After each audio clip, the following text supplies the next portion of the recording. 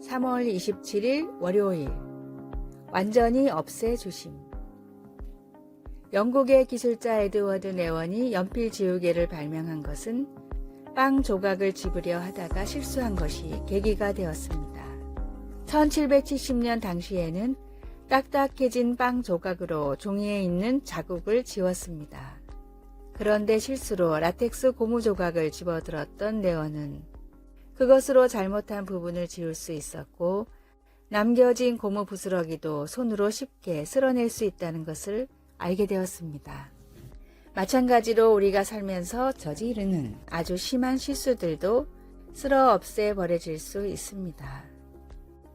바로 생명의 양식이 되시는 주님께서 자신의 목숨을 바쳐 그것들을 깨끗하게 하시고 우리의 죄를 결코 기억하지 않겠다고 약속하셨습니다. 이사야 43장 25절은 이렇게 말합니다. 곧 나는 나를 위하여 내 허물을 도말하는 자니 내 죄를 기억하지 아니하리라. 이것이 아주 놀라운 해결책으로 보일지 몰라도 우리에게 그럴 만한 자격이 있는 것은 아닙니다. 많은 사람들이 하나님께서 우리가 과거에 지은 죄를 아침 안개처럼 쓸어 없애주실 수 있다는 사실을 쉽게 믿지 못합니다. 모든 것을 알고 계시는 하나님께서 우리의 죄를 그렇게 쉽게 잊어버리실까요? 그것이 바로 우리가 예수님을 우리의 구주로 받아들일 때 하나님께서 하시는 일입니다. 하나님 아버지께서 우리의 죄를 용서하시고 더 이상 그 죄를 기억하지 않으시겠다고 하심으로써 우리가 앞으로 자유롭게 살아갈 수 있게 하신 것입니다. 더 이상 과거의 잘못에 끌려다니지 않게 된 우리는 죄의 부스러기까지 쓸어버리고 깨끗하게 되어 지금 그리고 영원히 주님을 섬길 수 있습니다.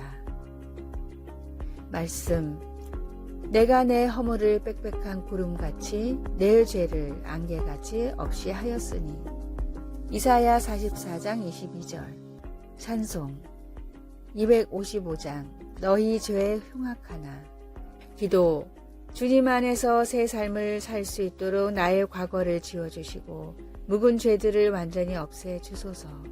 하나님의 용서가 실제한다는 것을 깨닫게 하시고 그 안에서 기쁨으로 살아가게 하소서. 아멘.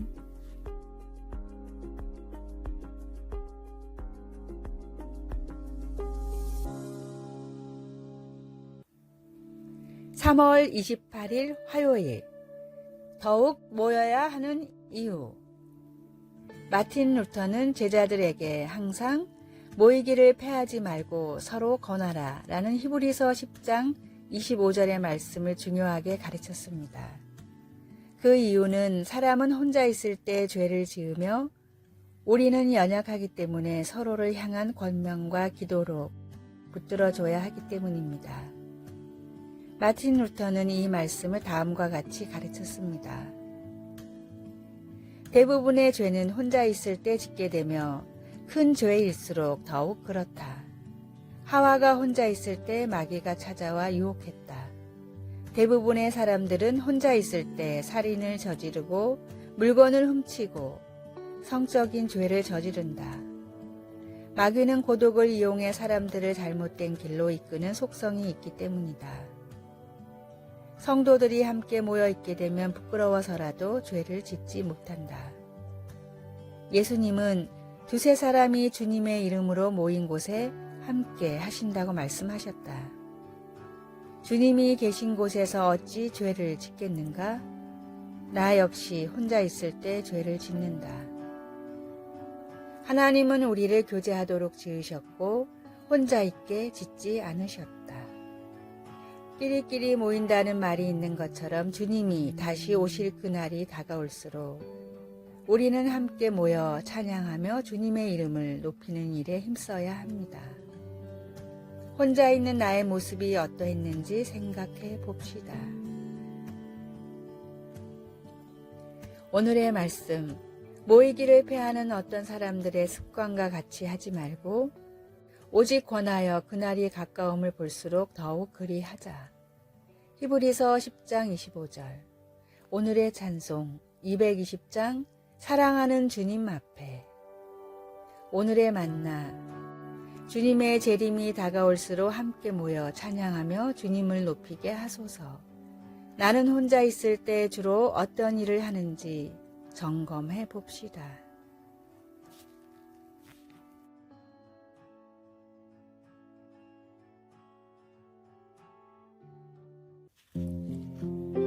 (3월 29일) 수요일. 우리를 위한 수공품. 텍사스주의 경연대회에서 입상한 경력이 있는 아주 재능 있는 재봉사 할머니가 있었습니다. 할머니는 사람들에게 인생의 특별한 때마다 직접 손으로 꿰매 만든 선물을 주시며 정성으로 축하해 주시곤 했습니다. 어떤 학생이 고등학교를 졸업할 때는 진홍색 모헤어 스웨터를, 이웃 청년이 결혼할 때는 청록색 누비 이불을 만들었습니다.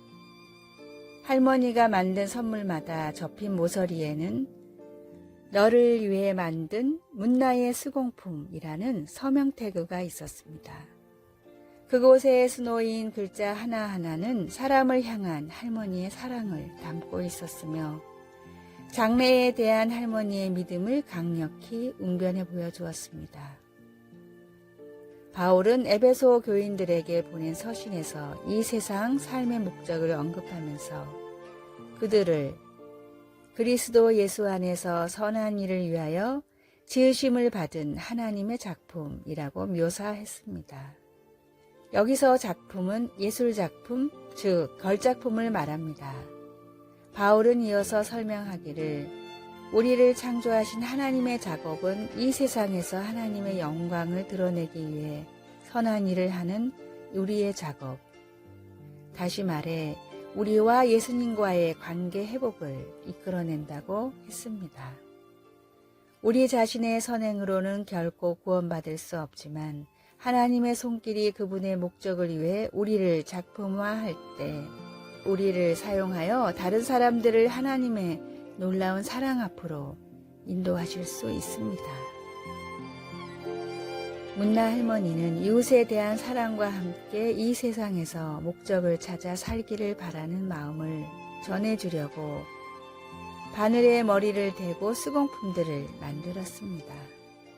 그리고 하나님은 우리가 스스로 하나님을 체험하고 그분의 작품을 다른 사람들에게 보여줄 수 있도록 손가락으로 우리의 하루하루를 빚으시며 우리의 가슴에 자신의 사랑과 목적을 수놓으십니다. 말씀. 우리는 그가 만드신 바라 그리스도 예수 안에서 선한 일을 위하여 지으심을 받은 자니 하나님이 전에 예비하사 우리로 그 가운데서 행하게 하려 하심이니라. 에베소서 2장 10절. 찬송 454장 주와 같이 되기를. 기도. 하나님 아버지, 저를 손수 만들어 주시니 감사합니다. 하나님 아버지를 세상에 알릴 수 있도록 도와주소서. 예수님의 이름으로 기도드립니다. 아멘.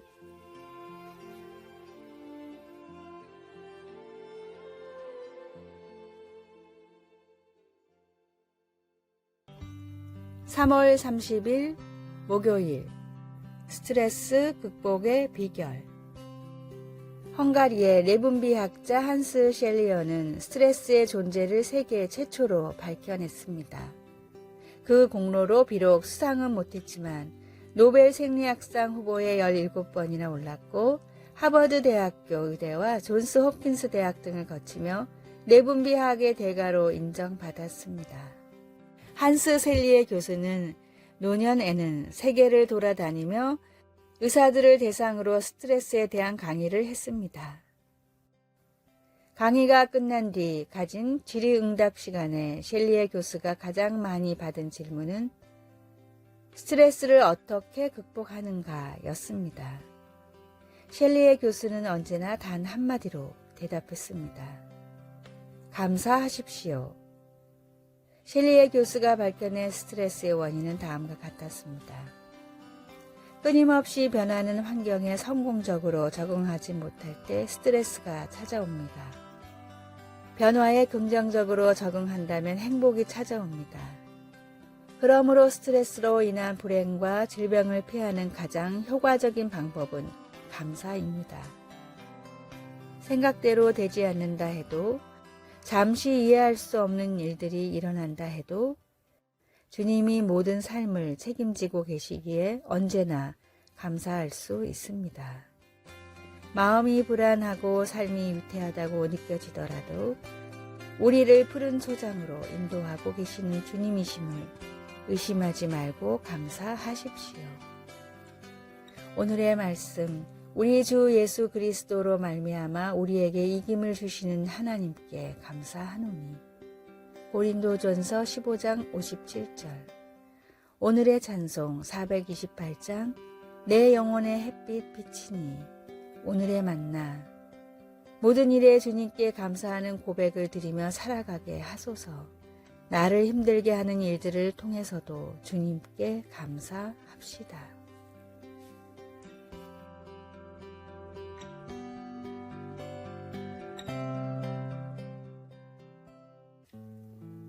(3월 31일) 금요일. 잘못된 판결의 짐 감당하기.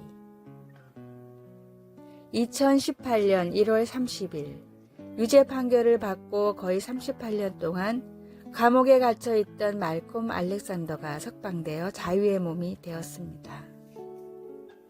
그동안 비참하리만큼 불공정했던 수많은 재판 과정에서 알렉산더는 지속적으로 자신의 무죄를 주장해 왔으나 마침내 DNA 증거로 인해 무죄임이 밝혀진 것입니다. 무능한 변호사, 부당한 증거들, 의심스러운 수사 방법 등이 모두 어우러져 이 죄 없는 사람을 거의 40년 동안 감옥에 가두었습니다. 마침내 석방되었을 때 알렉산더는 대단한 기품을 보여주었습니다. 화를 내다니요. 화를 내기에는 시간이 별로 없습니다. 만약 38년의 인생을 부당하게 도둑맞고 우리의 명예가 땅에 떨어졌다면 우리는 화내고 분노할 만합니다.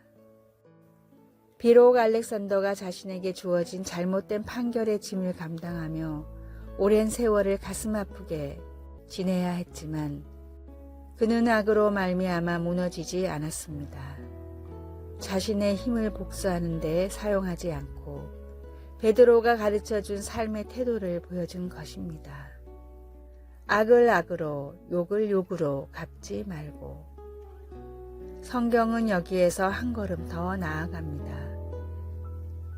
베드로 사도는 우리에게 복수하려 하기보다는 복을 빌어야 한다고 말합니다. 우리에게 부당한 잘못을 저지른 사람들을 용서하고 그들이 잘 되기를 바라는 데까지 나아가야 합니다. 그들의 악한 행동을 규탄하지 말고 하나님의 말할 수 없이 놀라운 자비를 가지고 그들을 만나야 합니다. 예수님은 십자가에서 우리의 죄짐을 지셨습니다. 그로 말미암아 우리가 은혜를 받았으니 그 은혜를 다른 사람들에게, 심지어 우리에게 잘못한 사람들에게까지 베풀 수 있어야 합니다. 말씀. 악을 악으로, 욕을 욕으로 갚지 말고 도리어 복을 빌라. 이를 위하여 너희가 부르심을 받았으니 이는 복을 이어받게 하려 하심이라. 베드로전서 3장 9절. 찬송 366장 어두운 내 눈 밝히사. 기도. 우리에게 상처 준 사람도 우리가 받은 만큼 상처를 받아야 한다는 생각을 버리기가 쉽지 않습니다. 주님의 자비와 은혜로 살아갈 수 있도록 도와주소서. 아멘.